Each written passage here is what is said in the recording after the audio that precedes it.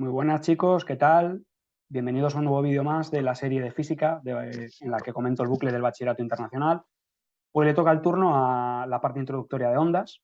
Después de termodinámica tenéis aquí, como veis, un epígrafe correspondiente a oscilaciones, ondas viajeras, traveling waves, wave characteristics y wave behavior, que es la parte correspondiente a, digamos, la parte introductoria de ondas. En puntos que están en un punto que está más adelante, como vemos, también hay una parte de ondas un poquito más complicada que veremos en el vídeo siguiente, pero hoy me voy a dedicar solo a comentar, de hecho, los tres primeros puntos, ¿vale? Voy a dejar el subtopic 4.4 para el próximo vídeo. Voy a hablar del subtopic 4.1, 4.2 y 4.3, ¿vale? Es decir, oscilaciones, ondas viajeras y características básicas de las ondas. Como veis, aquí tenéis 5 ecuaciones que son muy importantes, ahora las iremos desarrollando y comentando un poquito más. Hay que decir que el tema de ondas, desde mi punto de vista, es uno de los más complicados de la asignatura. Así que un consejo que os daría, que es importante, es que intentéis entender bien las ecuaciones, que intentéis entender bien de dónde vienen, porque eso os va a facilitar muchísimo más luego la resolución de los problemas, ¿vale? Hay que tener en cuenta que esta parte es bastante abstracta, es bastante árida y sobre todo fenómenos como veremos posteriormente, como la difracción de doble rendija y de rendija múltiple, cuesta bastante pillarlos, sobre todo si no entendemos los conceptos previos, ¿vale? Entonces, bueno, esta primera definición que tenéis aquí básicamente nos da el periodo de la onda y nos dice que es 1 partido por la frecuencia. Nada nuevo, es decir, esto es lo mismo que en el movimiento armónico. De hecho, os voy a presentar la definición de una onda. La definición de una onda, en realidad, por eso he contado antes el movimiento armónico previo a esto, no es más que la propagación de un movimiento armónico en un medio elástico. Es decir, cuando una partícula vibra con un movimiento armónico, como por ejemplo puede ser, imaginaos este bolígrafo se pone a vibrar, podría ser una boya en medio del mar, ese movimiento se va contagiando hacia la izquierda y hacia la derecha a las partículas vecinas que empiezan a vibrar también con respectivos movimientos armónicos, ¿vale? Es muy importante que entendáis que en esta propagación de ese movimiento armónico se transmite energía vibratoria, pero no materia, ¿vale? La prueba la tenéis en el ejemplo este que acabo de comentar de la boya, cuando se inicia una vibración con un movimiento armónico de un punto en medio del agua, puede ser una boya o un corcho, ese corcho no se mueve, no se desplaza en horizontal, simplemente vibra hacia arriba y hacia abajo, y lo único que sucede es que esa energía se va transmitiendo a las partículas que están al lado, que empiezan a oscilar de la misma forma, ¿vale? Con la única diferencia de un desfase. Entonces, bueno, muy importante que entendáis eso, que se transmite energía, pero no materia. Y bueno, tenemos básicamente, o podemos categorizar a las ondas en 4 tipos, ¿vale? En 2 tipos distintos. Por una parte, las ondas pueden ser longitudinales o transversales, ¿vale? Las ondas longitudinales son aquellas que vibran, la partícula vibra en la misma dirección en la que la onda se va desplazando, se va propagando. Y el ejemplo clásico es el sonido, ¿vale? Es el sonido o una onda, por ejemplo, que se propaga en un muelle. Es decir, imaginaos que la partícula está aquí y empieza a vibrar hacia la izquierda y hacia la derecha, ¿vale? Y va contagiando a las partículas vecinas que empiezan a vibrar también hacia la izquierda y hacia la derecha. Como vemos, la dirección de propagación de la onda, en este caso, sería hacia la derecha, ¿vale? Y las partículas están vibrando hacia la izquierda y hacia la derecha, ¿vale? Es decir, resumidamente, la partícula vibra en la misma dirección en la que se propaga. Al contrario de las transversales, ¿vale? Las transversales, el ejemplo clásico es la luz, las ondas electromagnéticas en general, lo que sucede es que la partícula en cuestión vibra en una dirección que es perpendicular a la dirección del desplazamiento de la onda. Es decir, si la partícula está vibrando hacia arriba y hacia abajo, por ejemplo, la onda estaría avanzando hacia la derecha o hacia la izquierda, ¿vale? Es el ejemplo más clásico, es el ejemplo más intuitivo que tenemos por onda. Ya os digo, el ejemplo es la luz o una onda que se propaga por una cuerda, por ejemplo. Con una cuerda pues sabemos que la onda se propaga hacia la derecha, mientras que en la cuerda los puntos de la cuerda vibran hacia arriba y hacia abajo. Este sería un ejemplo de onda transversal, ¿vale?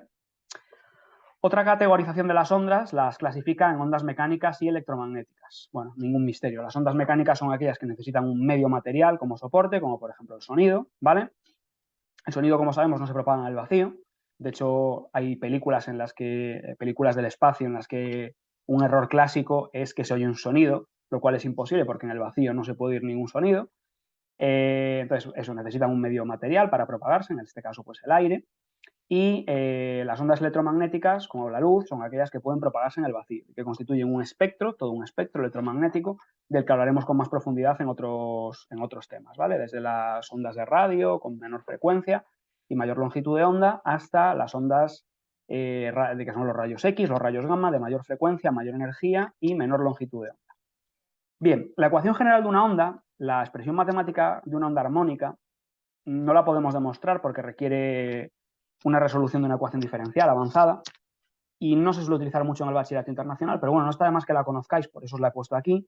Básicamente, la ecuación de una onda dice que la elongación de la partícula que vibra es igual a la amplitud por el seno de omega por t menos o más k por x más phi sub 0. Bueno, la omega tiene la misma connotación que en el movimiento armónico, es lo que llamamos la pulsación angular, que como sabéis se mide en radianes por segundo, ¿vale? Frecuencia angular o pulsación angular, que ya veíamos que se podía calcular como 2pi partido por el periodo o 2pi por la frecuencia. Luego, esta K es lo que aparece nuevo, el término espacial, que va indicando pues, cómo se va desplazando la onda hacia los distintos puntos. Y se llama número de ondas, ¿vale? El número de ondas, que es esta K, se calcula como 2pi partido por esta magnitud que se llama lambda, que es la longitud de onda. La longitud de onda es, en una onda, la distancia entre dos puntos de la onda que vibran de la misma forma, es decir, que están en fase. Aquí la tenéis representada, ¿vale? En un diagrama elongación, posición, es decir, YX, veríamos que la longitud de onda es la distancia, por ejemplo, entre dos máximos. Podría ser entre dos máximos o entre dos mínimos o, por ejemplo, entre este punto de aquí y el equivalente por delante que sería este punto de aquí, ¿vale? Entonces, repito, la longitud de onda es un concepto importante que evoca a la distancia entre dos puntos de la onda que vibran de la misma forma. En el plano temporal, si yo hago una representación IT, lo que tendría sería el periodo. Entre dos puntos de la onda que vibran de la misma forma pasa un tiempo que es igual a un periodo. Fijaos que aquí he dibujado dos gráficas porque las ondas son doblemente periódicas. ¿Qué quiere decir eso? Pues que son periódicas en el tiempo y que son periódicas en el espacio. Es decir, que se repiten características en el plano espacial y en el plano temporal. El gráfico de arriba representaría un vídeo de cómo se mueve una partícula determinada de una onda, por eso aquí he puesto X constante, ¿vale? Porque lo que estaría fijando es un punto de la onda, un punto de la cuerda. Imaginemos que hemos grabado un vídeo de una cuerda y fijamos un punto. Pues el cómo vibra ese punto de la cuerda haría referencia a esta gráfica, ¿vale? Y por otra parte, también te podemos hacer una representación IX. ¿Qué sería una representación IX? Sería una foto, una instantánea, un instante de tiempo del vídeo, y lo que veríamos sería cómo está la cuerda espacialmente distribuida en ese instante temporal. Entonces, es muy importante que entendáis la diferencia entre la gráfica IT y la gráfica IX. Vale. Otra cosa muy importante, esta fórmula no la tenéis en el booklet, ¿vale? Estas dos tampoco, pero bueno, las he comentado por curiosidad. La que sí tenéis, como habéis visto antes, es que frecuencia es igual al inverso del periodo, que ya lo sabemos del movimiento armónico, y otra fórmula que también tenéis es esta de aquí, que nos da la velocidad de propagación de una onda. Es decir, las ondas, al propagarse, se propagan a una velocidad determinada.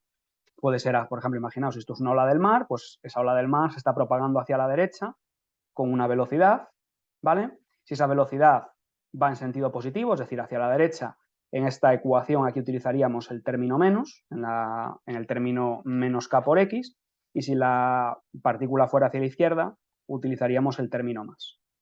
Vale, ¿cómo se puede calcular esa velocidad de propagación? Bueno, pues fácil.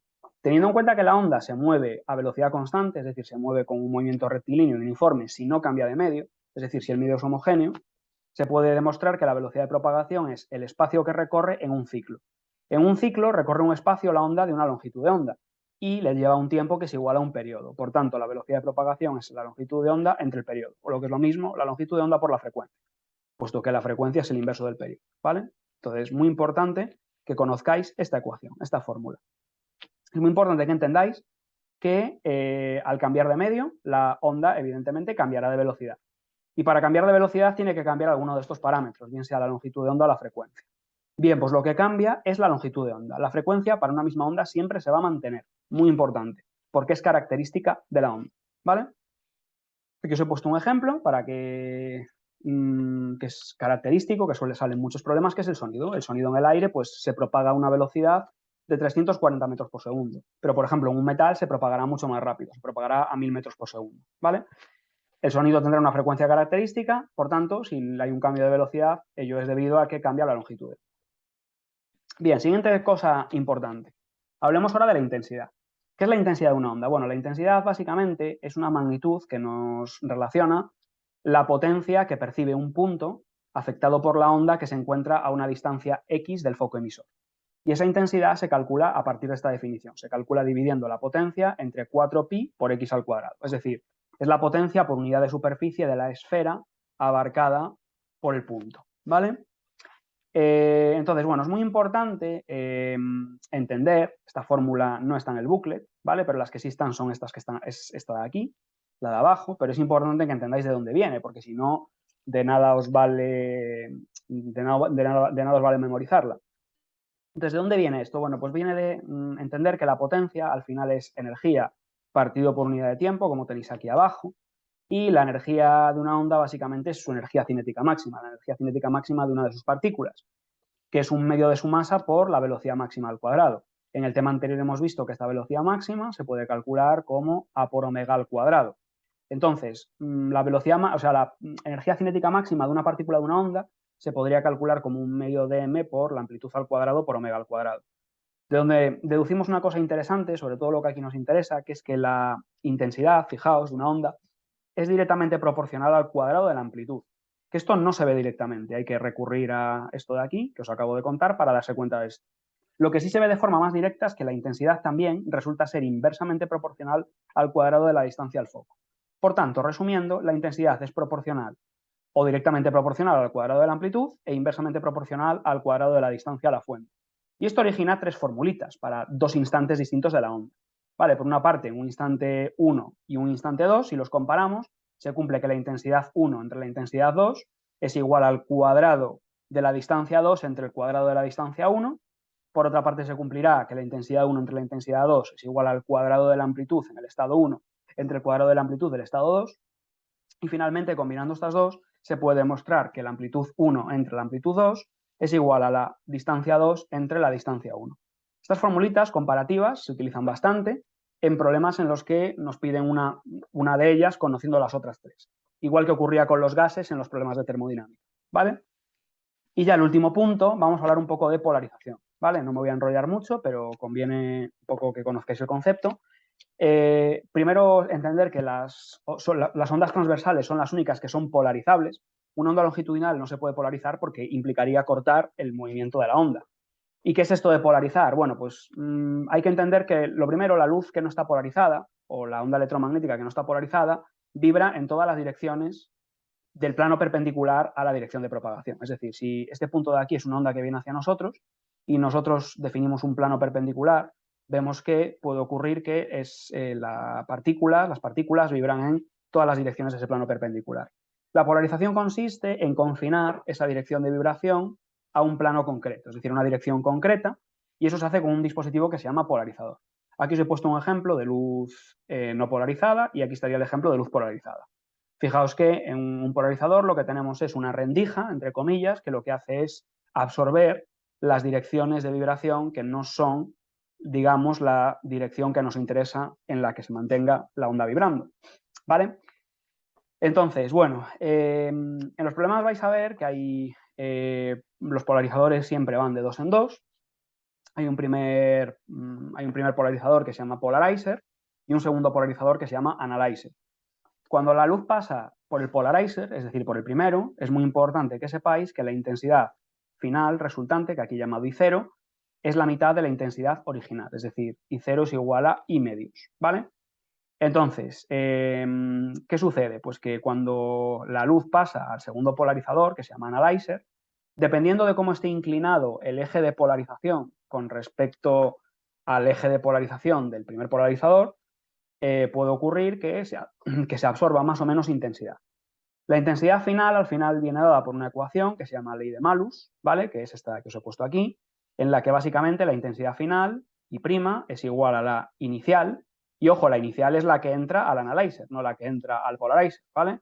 Entonces sería I sub 0, la intensidad inicial, por el coseno al cuadrado del ángulo que forman los dos ejes. Es decir, si por ejemplo, aquí os he puesto un ejemplo, si la intensidad inicial es 60 vatios por metro cuadrado y el ángulo es 30 grados, entonces el primer filtro nos deja con 30 vatios por metro cuadrado, es decir, que aquí pasarán 30 vatios por metro cuadrado, y al final, tras pasar el segundo polarizador, pasará una intensidad que será 30 por el coseno al cuadrado de 30, que será 22,5. Es decir, que aquí pasarán 22,5 vatios por metro cuadrado.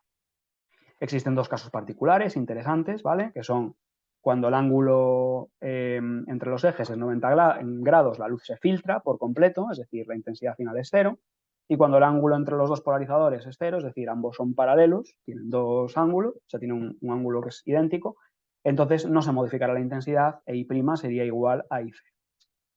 Bueno, muy resumidamente, no me enrollo ya más, quería simplemente que conocierais los conceptos básicos y, bueno, pues como veis, como pasa un poco siempre en el booklet, las fórmulas están, pero bueno, creo que están poco explicadas, ¿no? Aquí tenéis por ejemplo, aquí abajo tenéis las correspondientes a la intensidad y a la ley de Malus, pero claro, si estas cosas nadie te las cuenta, pues no se saben utilizar. Bueno, chicos, espero que os haya gustado el vídeo, compartidlo, difundidlo, dejadme un like si podéis, porfi, y bueno, por supuesto, suscribíos si os interesa todo esto. Un abrazo muy fuerte y nos vemos en siguientes vídeos. Chao, chao.